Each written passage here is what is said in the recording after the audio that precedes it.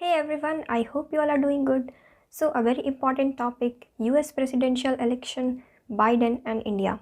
So, there is a lot to discuss about this topic कि Biden की foreign policy waste Asia को लेके क्या रहेगी, पाकिस्तान को लेके क्या रहेगी, टेररिज्म एंड फाइनली इंडिया.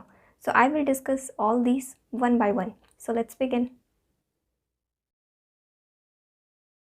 तो जैसा कि आप सबको पता है कि इस बार यूएस प्रेसिडेंशियल इलेक्शन में Trump is losing and Biden is taking the lead. So इससे क्या चेंजेस होंगी इंडिया की फॉरेन पॉलिसी पे, मींस इंडो यूएस रिलेशंस में कितने चेंजेस देखने को मिलेंगे.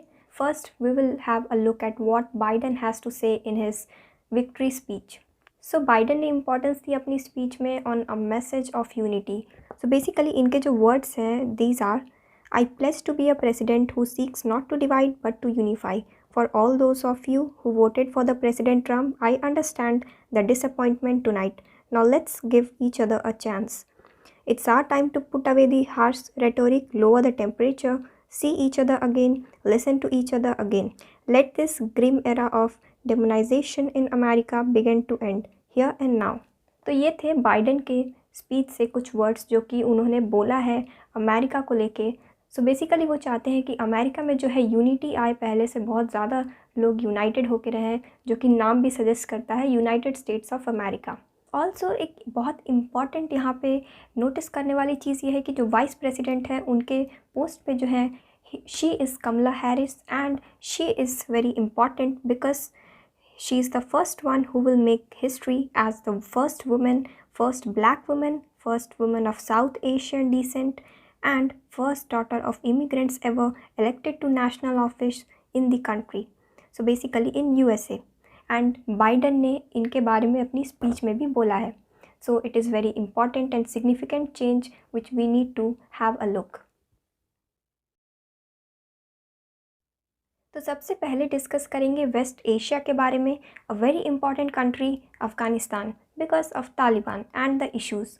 सो इसमें हम ये देख सकते हैं, अगर हम हिस्ट्री में जाएं तो Barack Obama who was the former president of USA, इनकी जो पॉलिसी थी अफ़गानिस्तान को लेके, he wanted influx of troops, मतलब कि बहुत सारे जो ट्रूप्स हैं अराउंड 4 लाख वो ये भेजना चाहते थे यूएस से Afghanistan in order to deal with the Taliban. लेकिन बाइडन की क्या पॉलिसी रही है, बाइडन जो कि अभी तक जितने स्टेटमेंट्स दिए उन्होंने, तो अफ़गानिस्तान को लेके उनकी जो पॉलिसी है वो जस्ट अपोजिट है. He wants the withdrawal of troops, मतलब जो ट्रम्प करते आए हैं वही बाइडन भी कहीं ना कहीं सपोर्ट करते हैं उस चीज़ को. तो बाइडन जो है वो चाहते हैं कि अफ़गानिस्तान से ट्रूप्स को जो है वापस ले लिया जाए. There need not be any more troops in order to deal with the Taliban. And Biden जो है वो फोकस करना चाहते हैं 5 पॉइंट एजेंडा पे, जिसको वो कहते हैं काउंटर टेररिज्म प्लस. तो ये उनकी एक पॉलिसी है. And there was a clash between Obama and Biden इस कंटेक्स्ट को लेके, बेसिकली तालिबान को लेके अफ़गानिस्तान के कंटेक्स्ट में. सो ओबामा ने जो है ट्रूप्स भेजी थी और बहुत सारी, somewhere around 33,000 extra troops instead. So हम देख सकते हैं कि ट्रम्प के एरा में जो वो विड्रॉवल ऑफ ट्रूप्स को सपोर्ट करते थे, तो बाइडन भी जो है विड्रॉवल ऑफ ट्रूप्स को ही सपोर्ट करते हैं. So let's see what's next. So next important country Iran. Iran को लेके बहुत सारी इश्यूज़ हैं. यूएसए और ईरान के बीच रिलेशंस 2018 के बाद से अच्छे नहीं चल रहे हैं because of Trump's policy. So what is Trump's policy? So 2 important things over here. First one is Tehran's nuclear deal and the second one is the sanctions जो कि अमेरिका के द्वारा ईरान पे लगाए गए थे. सो ईरान के जो फर्स्ट वाइस प्रेसिडेंट हैं वो कहीं ना कहीं एक्सपेक्ट कर रहे हैं कि यूएसए और ईरान की पॉलिसी बाइडन के टाइम पे ज़्यादा अच्छी हो जाएगी. इनफैक्ट अभी ख़राब चल रही थी, तो उससे जो है बेटर पॉलिसी वो एक्सपेक्ट कर रहे हैं from Joe Biden.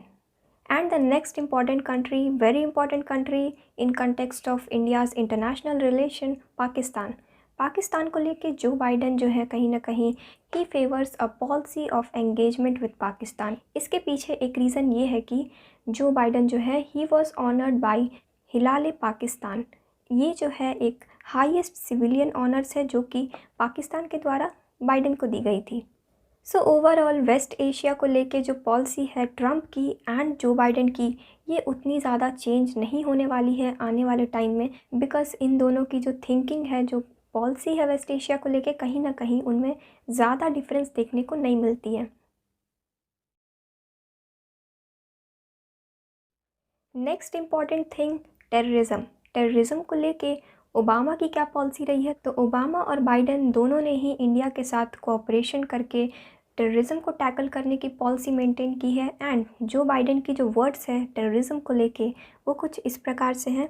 Biden believes there can be no tolerance for terrorism in South Asia, cross border और अदरवाइज। तो ये उनकी वर्ड्स थी जो कि उन्होंने कैंपेन के टाइम पे बोली थी। सो टेररिज्म के कंटेक्स्ट में इंडियन गवर्नमेंट जो है एक्सपेक्ट करती है कि बाइडेन की जो पॉलिसी है टेररिज्म को लेके वो मेंटेन करके चलेंगे, जैसा कि हिस्ट्री में हम देख सकते हैं Indo US cooperation with reference to terrorism.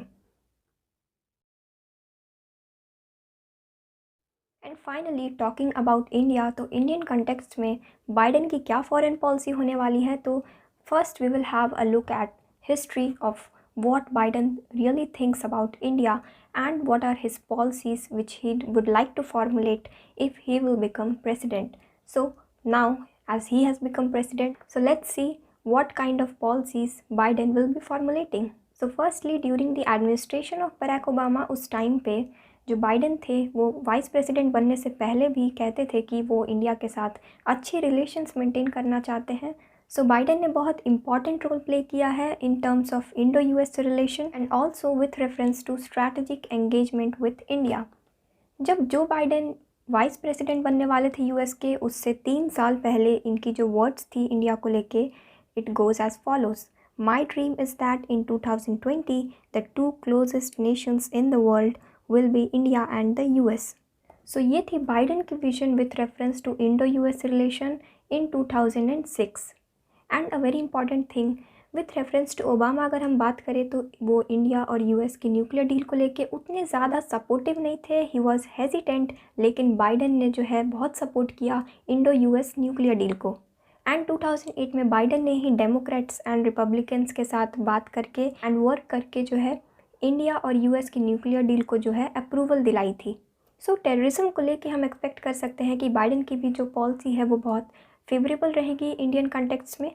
So next is friction areas, मतलब कहाँ कहाँ पे यूएसए की फॉरेन पॉलिसी इंडिया को लेके फेवर में नहीं हो सकती है। तो इसमें कुछ इंपॉर्टेंट एस्पेक्ट्स जो हैं वो है Jammu and Kashmir, the citizenship amendment act, communal and caste based violence, actions against non governmental organisations and media freedoms. ये जो है कुछ एस्पेक्ट्स है जहाँ पे हमें फ्रिक्शनल एरियाज देखने को मिल सकते हैं with reference to Indo US relation. 2013 में जब बाइडेन ने मुंबई विजिट की थी तो उनकी जो वर्ड्स थी इंडिया को लेके, these were we admire the way you have melded ethnicities, faiths and tongues into a single proud nation. The way entrepreneurship seems almost hardwired into Indian society, from rickshawalas to web programmers, and maybe most of all, we admire your democracy and the message that your democracy sends to people everywhere in the world. तो Biden ने India की बहुत तारीफ़ की है with reference to ethnicities and faiths mainly. So finally a very important question जिसका answer हम सभी ढूंढ रहे हैं कि बाइडेन जो है क्या वो अच्छे प्रेसिडेंट साबित होंगे इंडियन कॉन्टेक्स्ट में। सो अगर हम देखें last 20 years of India and US relationship, तो जितने भी यूएस प्रेसिडेंट्स रहे हैं, जैसे कि मैं 4 प्रेसिडेंट्स का नाम लूँगी, Bill Clinton, George W Bush, Barack Obama and Donald Trump. इनके काफ़ी इश्यूज़ पे डिफरेंसेस इनमें देखने को मिली है इनकी पॉलिसीज़ में, लेकिन सबसे इम्पॉर्टेंट थिंग जो है वो ये है कि इन्होंने इंडिया के साथ अच्छे रिलेशंस मेंटेन करके रखे हैं। So it was favourable in terms of India. And एक कॉमन थीम देखने को मिली है इन चारों प्रेसिडेंट्स के टाइम पे। So the common theme is a stronger relationship with India. And India की अगर बात करें यूएसए के रिलेशन के साथ, तो यूएसए में 2 इम्पॉर्टेंट जो पार्टीज़ हैं, major ones, Democrats and Republicans. तो इन दोनों की जो है पॉलिसी वो इंडिया के फेवर में रही है। तो इसे हम कह सकते हैं tradition of by partition support, मतलब दोनों पार्टीज़ की सपोर्ट हमेशा रही है इंडिया को लेके। And it is a very good thing for India.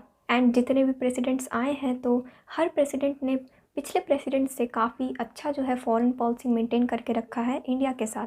So hoping for the best with Biden as well. And देखने वाली बात ये रहेगी कि बाइडेन कितना रिवर्स पॉलिसी बनाते हैं, जो कि ट्रम्प की जो पॉलिसी थी with reference to some of the aspects like World Health Organization, then UNESCO, Human Rights Council, agreements such as Joint Comprehensive Plan of Action, Iran nuclear deal and Paris climate accord and the traditional trans Atlantic and trans Pacific alliances. तो ये कुछ multilateral world order थी जिससे कि Trump जो है pull out कर रहे थे, लेकिन देखने वाली बात यह है कि बाइडेन कितना इसके रिवर्स जाके कैसी पॉलिसीज़ फॉर्मुलेट करते हैं।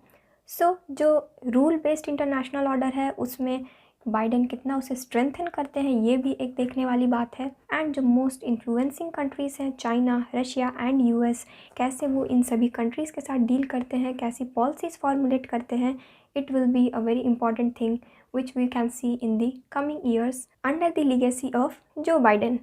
So finally इंडियन कंटेक्स्ट की अगर बात करें तो यूएसए के साथ जो इंडिया की रिलेशन है, जो ओल्ड नॉर्मल थी ट्रम्प के टाइम पे एंड बिफोर ट्रम्प, एंड अभी जो न्यू पॉलिसीज़ जो आएंगी जो बाइडन की, तो इंडिया कितना ज़्यादा जो है कंफर्ट फील करता है यूएसए को लेके, तो ये जो है नोटिस करने वाली बात है in terms of India and US international relation. So what do you think, आपके अकॉर्डिंग क्या जो बाइडेन एक अच्छे प्रेसिडेंट साबित होंगे इंडिया के लिए या नहीं? आप कमेंट करके कमेंट सेक्शन में बता सकते हैं। So this is the end of the video and thank you so much for watching.